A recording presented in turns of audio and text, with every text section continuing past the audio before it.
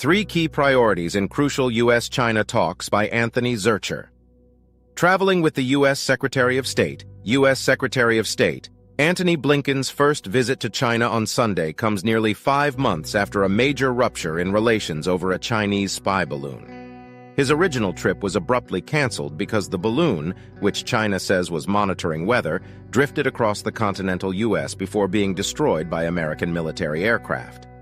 Mr. Blinken's visit includes meetings with China's top foreign policy officials, but there is no word yet on whether he will also meet Chinese President Xi Jinping, who appeared with Microsoft founder Bill Gates in Beijing on Friday.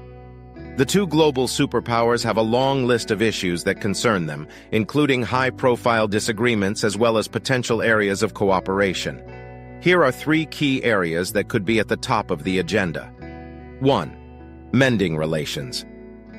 First and foremost, Mr. Blinken's visit is about re-establishing diplomatic interactions of any kind. Last month, there was an initial breaking of the ice when senior U.S. officials met in Vienna, Austria. But Mr. Blinken is the most senior Biden administration official to travel to China, and it marks the first visit by a U.S. Secretary of State to Beijing since October 2018. Now is a good time to be talking again, because that in itself reduces the risk of conflict, said Deputy Assistant to the President and Coordinator for Indo-Pacific Affairs Kurt Campbell in a pre-trip briefing. 2. Easing trade conflicts. President Biden's relations with China started off on a rocky note, in part because he has been unwilling to cancel trade measures enacted by his predecessor, Donald Trump.